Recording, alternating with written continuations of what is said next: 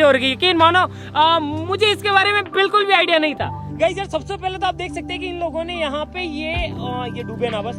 Guys ये बनाया है, ये देखो ये है ब्रिज, और ये पानी के ऊपर बनाया है इन लोगों ने। वाह यार गाइस यार आप देख सकते हैं।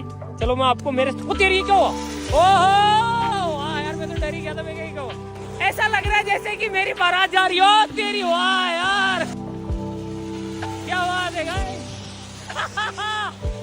पानी के बीच में। वाह यार गाइस और आगे चलते हैं, और आप देख सकते हैं कि ये पूरा पानी के ऊपर बना हुआ है यार। एक नंबर भाई, एक नंबर, मजा आ गया भाई यार।